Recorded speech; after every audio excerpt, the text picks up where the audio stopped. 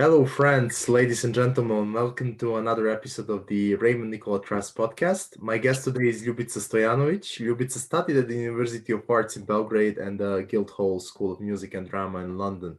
She currently studies at the Universität der Künste in Berlin.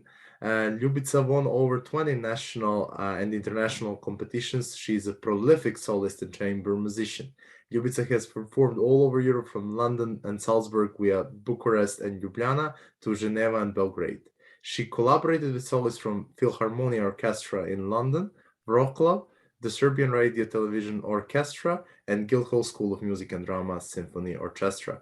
If you're curious to learn more about Ljubica and her soloist career, as well as chamber music, you need to listen to this episode. In just a moment, I'm going to welcome the one and only Ljubica Stojanovic. Ljubica, welcome to the RNT podcast. Thank you for having me. It's a pleasure to be here. Ljubica, let's start with basics. Where are you currently and what are you doing? I'm in Berlin at the moment for another 48 hours, and I will go to Norway for a concert and then to London for a couple more next week, and that's it for January. But yeah, I'm living in Berlin at the moment. I'm doing yet another degree here at the University of Arts, and yeah, that's my day-to-day life, piano and freelance lifestyle. Before we move to the next question, we need to put a big caveat. At the moment when we are recording this, we don't know if you'll be traveling to Norway, which depends obviously on all the restrictions that will be happening over the next period. Okay. Yeah, okay. Let's see. Let's see, indeed.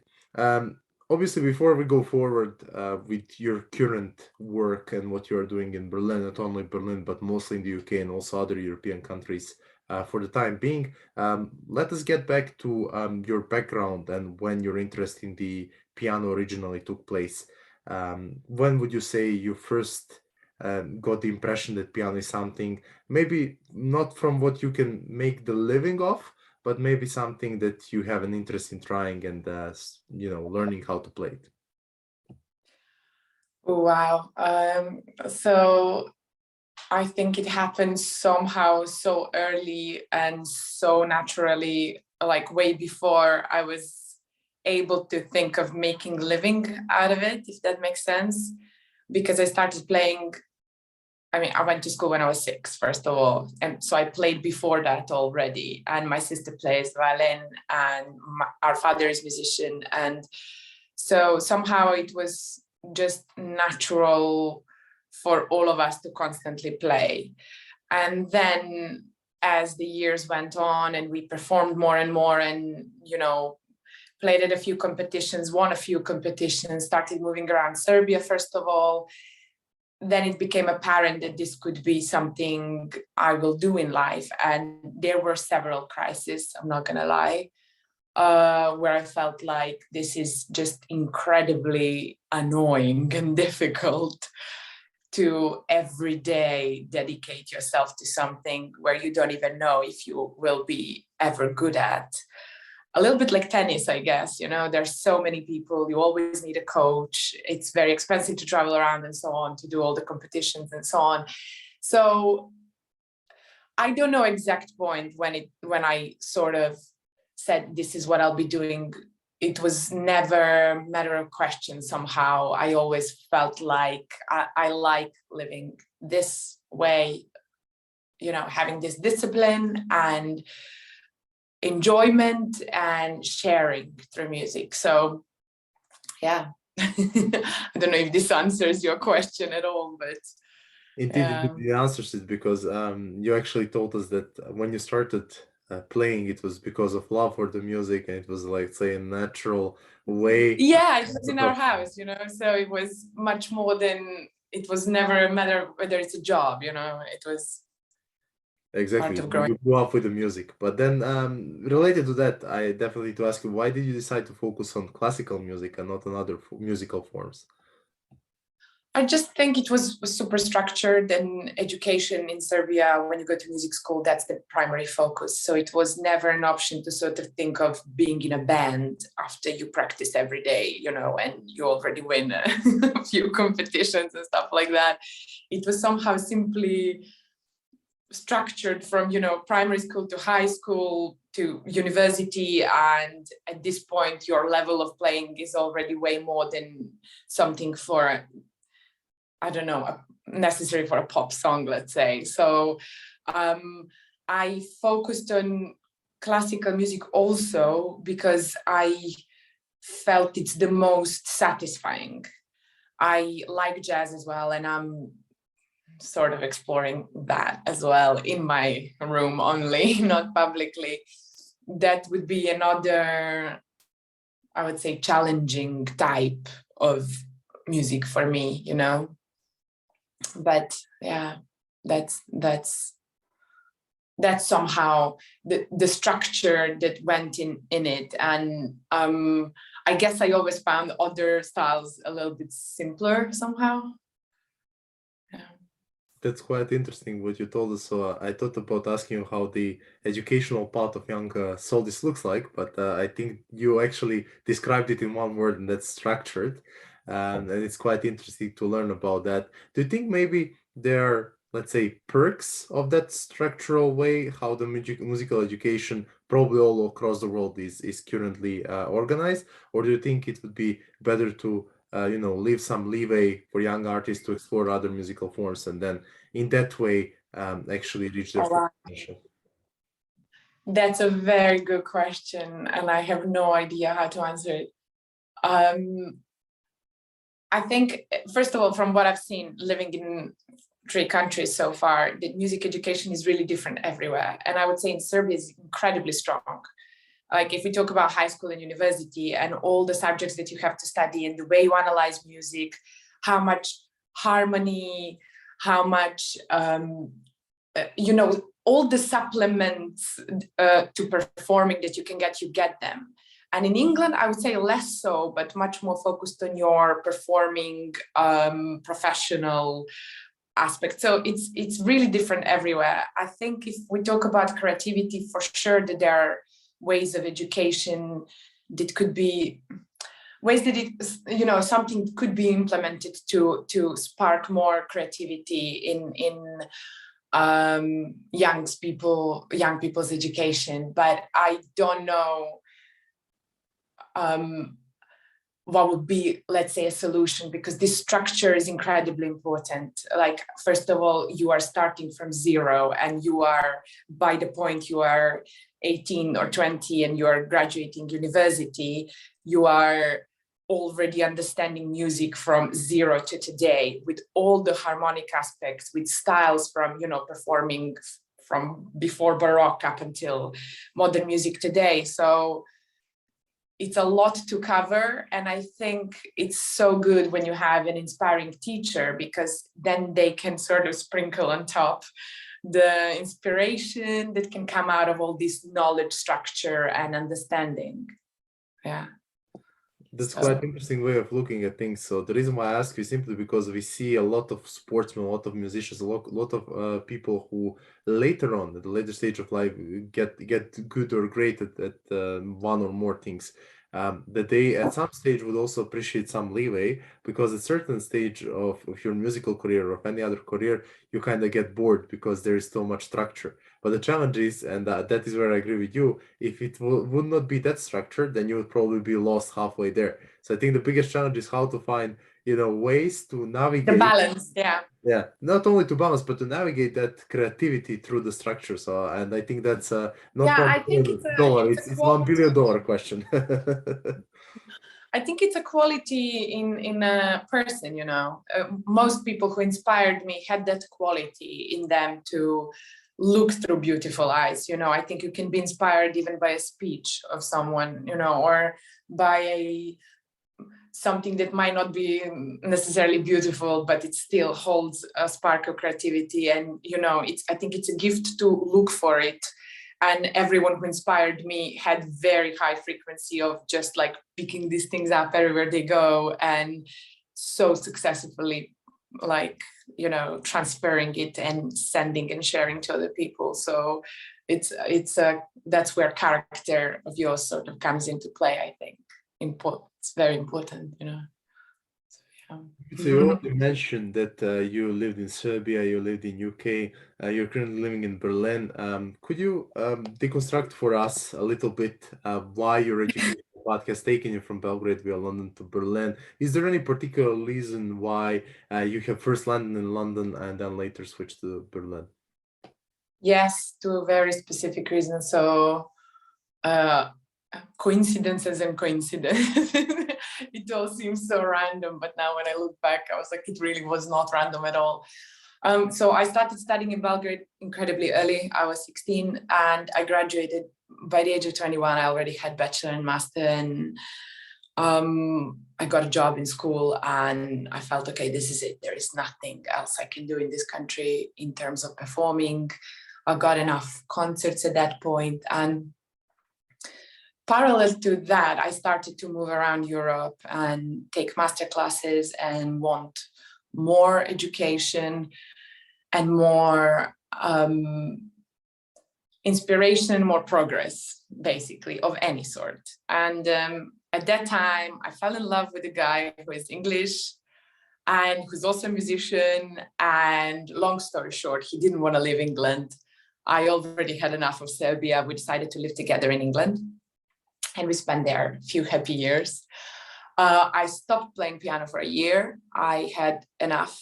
There was a little bit of a crisis, I would say, of not understanding what I want from music. Why am I doing this? And also I hit the wall with sort of finding mentors that I needed to find.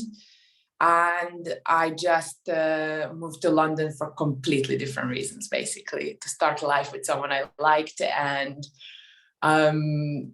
stopped playing. And then after a while, I was like, okay, I think I don't want to quit piano. This is like the most important thing in my life. What happened over there?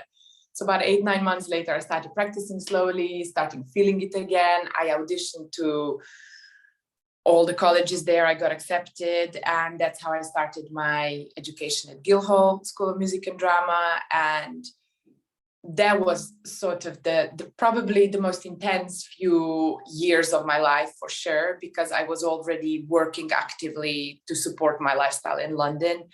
I was already, having some kind of a music freelance lifestyle, but I was working, practicing and studying. So at this point, I was on my feet for about 12 hours every day, and more than that, frequently more than that.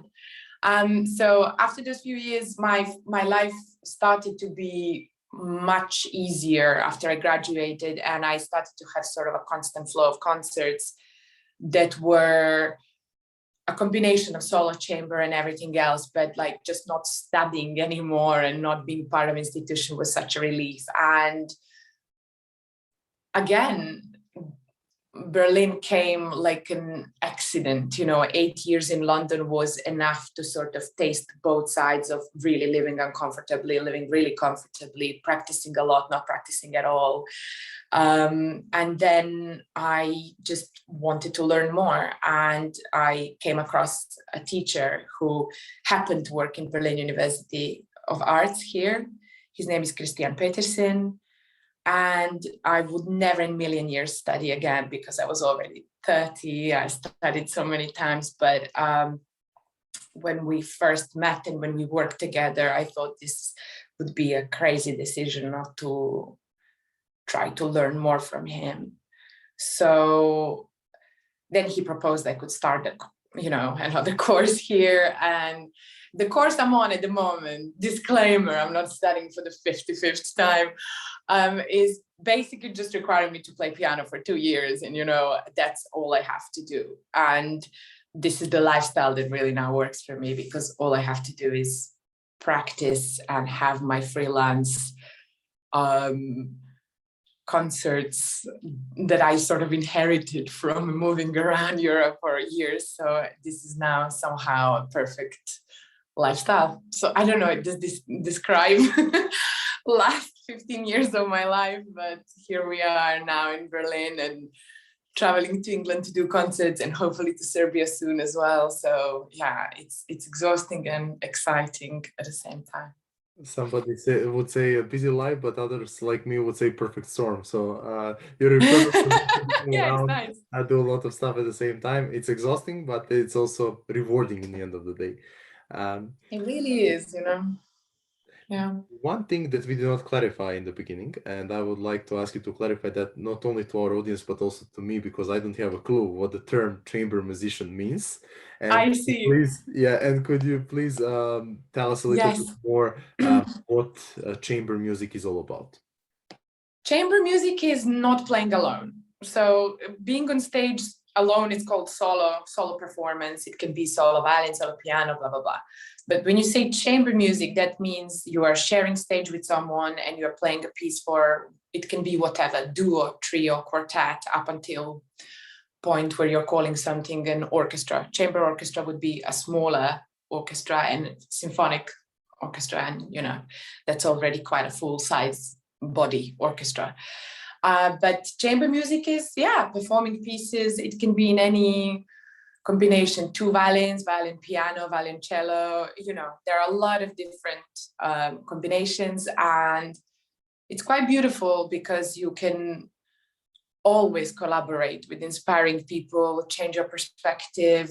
Sometimes it's easier, than just being in complete isolation and preparing for solo performances. So I like to combine chamber and solo because it's 2 different ways of preparing a performance, 2 completely different ways of preparing a performance. Yeah. That's a great transition to my next question. Bearing in mind that you are doing a lot of concerts, I would like to ask you if you could get us back to your first concert or performance. How did you address your first professional challenges, such as, I'm not going to call it excitement, but overexcitement?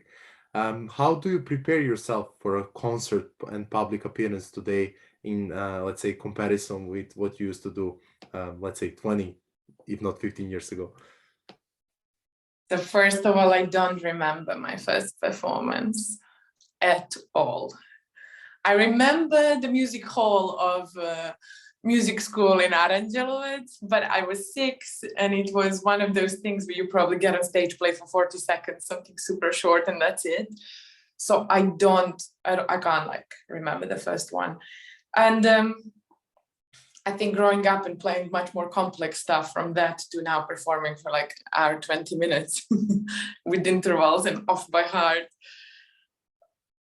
I mean, it was changing a lot. There were times when I really struggled with performance anxiety. It never goes away from me. I'm not so natural that I can just feel that that's just pure pleasure for me. It isn't. It's very scary.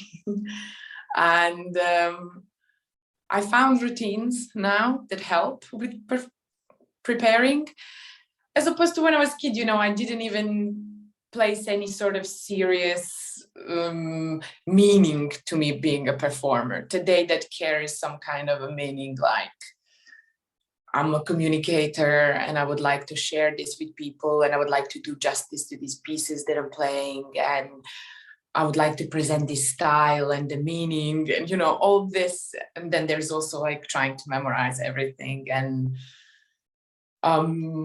also trying to relax into the piece. So there are so many routines. I would say I really make sure I don't drink coffee that day.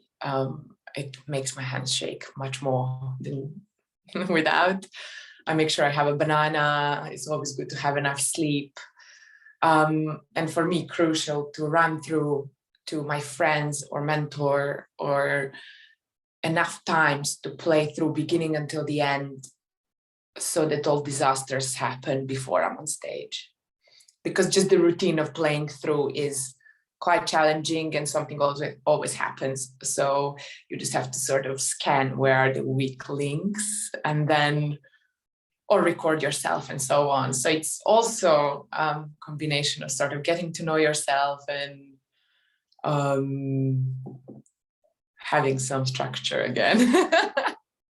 That's my favorite word now, since I'm in Germany since the last four months. So yeah. What a surprise. Structure and Germans, that really does not Yeah, come no together. idea where that came from. Yeah. I'm really glad that you actually pictured for us how do you prepare, because preparation is also important. We're going to go into detail about preparation in a moment. But it's pretty much like sports. When you never see a sportsman in the field coming into a game without warming up, it's the same for you. So you need to be prepared Exactly. not only physically but also mentally to be in a place to Yeah. perform your best. Yeah. So much. Yeah. Speaking about preparation, let's focus now on symphony orchestra when you play with them. How the preparation of one big concert with the symphony orchestra looks like? How long is actually this process? Okay, so that means that you're performing a concerto and that you are a soloist, and that will be one part of the program in a concert. And it is usually a process where you prepare by yourself, because solo part is like way harder than the orchestral part, and the orchestral musicians all have enough experience to do it in a few rehearsals. So what you do as a soloist is probably take a few months, first read the piece, then practice the piece, then you can rehearse it with, let's say, a pianist. Another pianist could reduce what orchestra does, so it's easier for you to rehearse and hear what the other part has. It's like a cover, of what you will hear later. And for me, that's the essential part. I need to run through like that a few times, get to know what the orchestra part will have, because you don't want to find yourself on stage and there is 60 people acting like a mechanism, and you have not, you are not used to those sounds and suddenly you are on stage. So that's not a great idea. So, rehearsing with another piano or someone who can help you out, or a small ensemble, can really help. Have lessons. And then you meet with conductor who is in charge of orchestra. You discuss sort of practicalities and some artistic ideas in terms of tempo, the character of the piece, how do you hear the piece, what would you like to say with it. You sort of cover the tricky spots that could be complicated for orchestra. Not all instruments are playing all the time. There are tricky materials. So usually, if everything is ideal, I'm speaking ideal scenario, you meet with conductor, you go through the piece, and then you have a few rehearsals with the orchestra all together, and then there is general rehearsal on the day and a concert. Today, sometimes happens that people know you played this piece before, they quickly prepare the orchestra separate to you, and then you jump in on the day, which is incredibly stressful, but it also happens all the time. So it can be anything from preparation of a few weeks with like sporadic rehearsals to one rehearsal on the day and a performance, and hoping you're not gonna die on stage. So those are my experiences. I played a lot with orchestra, I really did, and it's one of the nicest. It's probably my favorite thing to do on stage, I must say, because there's so much energy. There's so many people doing the same thing. It's almost, it's infectious, and you can affect people and they can affect you. And it's a really big flow of energy, and it can generate a lot of, just a lot of beauty, It's probably one of the hardest thing to do, but also one of the nicest when everything is over. And then you think, oh, Yeah. thank God, everything is over. So now over to the next challenge. Compared to other I would not call it musical forms, but other forms of performing that you're doing, would you name performances with symphony orchestra the hardest one to prepare for based on the example you already gave us? Or would you name some other forms of performance more exhausting and requiring more attention of your own? I don't think that there is a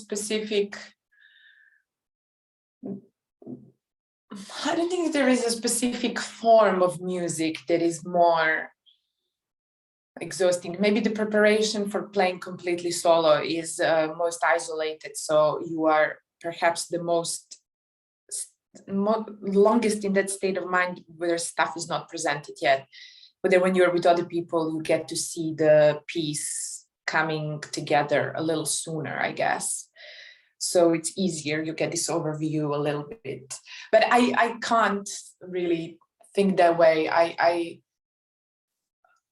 I have no idea, to be honest. I think the chamber music, and maybe because I have the music with me, you know, and when I perform solo, I'm playing off by heart. There's that difference where I can maybe be a little bit more laid back when I'm performing with someone on stage, because the score is there to focus me, and, you know, I'm visually focused. Also, my body is maybe more relaxed. I don't know. But there is this Hollywood concept of like performing Rachmaninoff Third Concerto, the hardest piece ever. Some people went crazy doing it. You know, sure, there are concerti that are 45 minutes long. They require incredible stamina and mental stamina, emotional stamina, every form of, you know, it's evident that whoever performs this, hats off, you know, they spent a year doing it, or I don't know, months or sometimes several decades performing these pieces. But I think after a certain level, it's all a bit samey in terms of how you approach preparation. You are just very serious about it, and you know every aspect of that music, hopefully, you know. So yeah, it's never really easy. That's the annoying bit. I never imagined performing music being easy, so I'm based on your examples. I think I'm going to imagine it even harder than I used to. Yeah, like, oh my God, it's way worse than I thought. Exactly. But it's always like that's that. what my non-musician friends tell me. Oh my God, you guys work really hard. Like, yeah, it's kind always of like that when you don't know, you know, and the moment you know grab the surface, you then feel how big of a challenge performing constantly on the high performances. So it's not only music; it's in every sector of life, specifically sports, where if you're consistent in what you do, and if you perform constantly at a great level, you're then one of the best, and that's the biggest challenge. It's not to you know be bright and shine on one evening and next evening to fail, but like to be able to do every continuity. week. Yeah. Continuity does apply, I think, a specific form of pressure. That's true, but also it's easier, I think, to perform constantly than to come in and out. Because also you do run out of adrenaline at some point yeah, I kind of think you can't just get equally stressed every other day, simply at some point. And this is why I kind of feel like that people with really professional careers, because I'm at the start and I'm not performing every other day, and I'm not at the position where I can always choose what I will play. I'm still in the negotiation stages. People who perform exactly what they want when they want, I think it starts to get easy, because if you can choose to play something 5 times in 1 week, you know, by the 5th time, it's actually quite easy. So, and you become very, very much friends, you know, with stage. So having said all of what I said earlier, it has being at that level of professionalism also has so many facilitating circumstances. Is that a word? Facilitating. Yeah. So it's like it gets easier. It just gets easier with all the routine, you know. You're performing all across Europe. Potential will see you all across the world in the years to come. What would you say? Where is your best audience located in the moment? Oh, I don't know. That's a hard question. I think people react differently always, and I think also it depends on what you play. So I would have to like do a more strategic research of like playing the exact same repertoire on exactly same level to see how differently people would react, I guess. But I don't know. I find it hard to play in Serbia after all this time there, because I know a lot of people there, and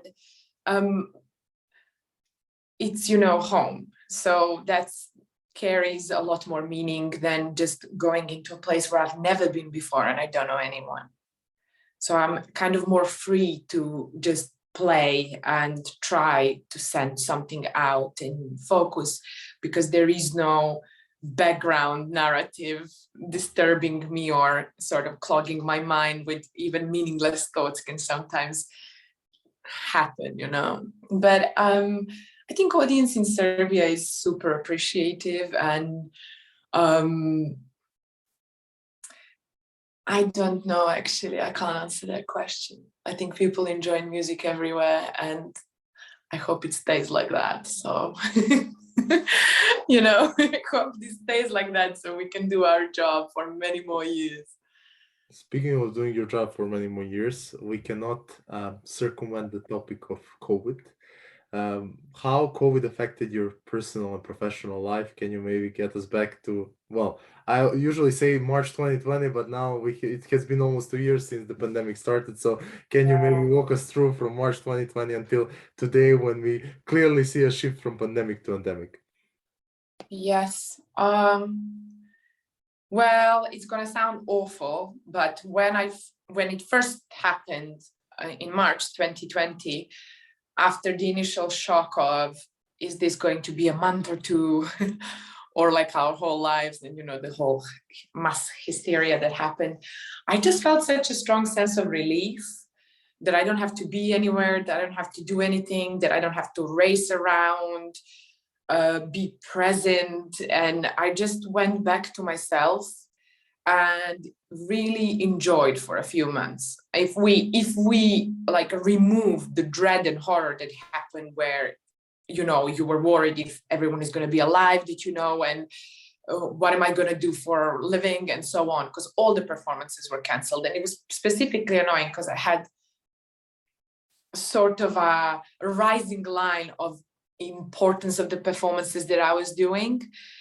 And I said, okay, fine, listen, I can't be worried about that. I'll just stay connected to music in the meantime, because I really can't affect this. So I started practicing more, which was interesting because I could have done that earlier, but this just felt right. And this kind of silence and isolation helped. And I was lucky to keep my teaching. So I was financially taken care of. And if you ask some other colleagues, if they, a lot of people somehow focused all their finances and lifestyle into performing only. And I never did that.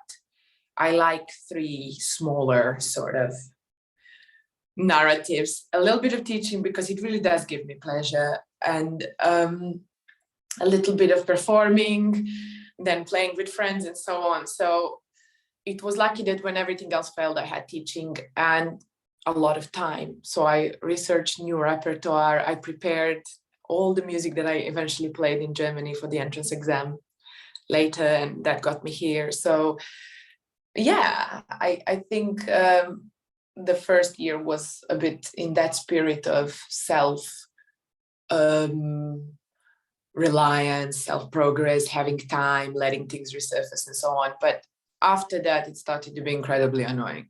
It was just like, how is it possible that you have football and tennis happening, but concerts not? Why is it, it kind of resurfaced some of the attitudes of certain countries towards culture and music. And it was not very nice to see that very frequently it's not the first thing people take care of. That is not really ingrained part of culture. That is something that if it happens. So it made me really scan around and look, where is the cultural sort of attitude towards music as something that is really, really important part of society. So yeah, of course it affected everything. Loads of cancelled performances, loads of lost money. And I just think musicians are very resilient people because you are in freelance state of mind pretty much all the time. And that adaptability and mindset that is just flexible while staying grounded is something probably that is the key to this period, until it's hopefully soon over. Another year max, I hope. It's just, all the experts say 3 to 4 years for a pandemic to finish, but I'm just like, yeah, hoping it's gonna be past very soon. Well, we'll see how the situation will evolve. I think the biggest lesson we did not learn from this pandemic is that from one day to another, the world can't stop turning. And you can clearly see now that we are not in any lockdown mode, that pretty much people are even more hectic than it used to be before. Now, because of all the restrictions, they need to pay an extra layer of attention when they're going Yes. or doing something. And that is definitely even more exhausting, and it is contributing, I think, even more to people feeling overburnt, feeling like they were pushed over the edge for nothing. And I think that's a problem. So that is why we need stuff like sports, we need stuff like music, as something to hold on and to really bring us down and back to reality, just to shift our minds. I'm speaking like someone who is a big fan of music and sports, and who cannot perform well both. So I'm definitely speaking as let's say a fan, and saying that is why it's important that those things stay open as much as possible, despite all the restrictions, because it's the only way we can shift our things from the so the reality that is not always bright and shine. Yes, I mean, I think that is the purpose of it somehow. And while you do whatever it is, sport or music, it's your own discipline, mastery, and investment, and it's also for people, and that connection is because it wouldn't exist without people. I mean, I did come to a point where I thought, okay, even if people wouldn't listen, I would still be doing this. I came to that conclusion because I was wondering, a lot of my colleagues went through these phases during the pandemic of quitting and changing jobs and then coming back to it and so on. But I think it also has to do with being 30 and sort of passing through those doubting situations so many times that I got just tired of doubting. And I said, you know what, enough. Even if I don't have audience ever again, I'll be doing this. But it's very important to remember that it is a relief for people to connect through music. It's just so abstract and inexplicable and just goes into your head and does all these things with your emotions. And it's just nice to be part of that. For me, that's living with purpose, and kind of gives it a bit of meaning, because I do look around and sometimes think, okay, what? What's going on? Like having no answers is not usually so satisfying. So it's nice that there is somehow light at the end of the tunnel, that people are compromising the current regulation situation with like all the fear around it, and the performers having to do their job. So it's kind of probably there is a bit more of a way that is established now. We hope for the months and years to come. You never know when we're going to be over with this mess. In relation to that, let's look beyond what is happening, and let's say peek in the future. Where do you see the classical music, and especially the piano music, evolving in the next 10 years? Can these forms of music evolve at all, or is it just me using some words that do not connect really well with the classical form of music? Not at all. Actually, I think it connects very well. I don't think I'm able to make any predictions, because it's a lot to grasp if we talk decade ahead. When you watch these films and people portray 2030 as some crazy way of living, it's not. It's still us. But my hopes are that classical music is part of everyday life for everyone. And in Belgrade, for instance, Philharmonia performs every Friday, and that's like a night out already for people. People meet for a concert and they go out. And that's something that is such a clever branding. And also it was a way that people started to behave. So I just hope that everyone starts to take it as a part of their lifestyle, simply. I think it will evolve. And I think that creativity will explode even more. and I kind of sense, but I might be wrong, that there will be a lot of genre mixing, loads of breaking these kind of old structures that classical music feels like sometimes, and pushing that into some kind of a more fluent, more improvisatory waters, where people will borrow from other styles, and where people will maybe not be so obsessed with tradition. I think that's my somehow maybe a prediction, based on previous 10 years, and how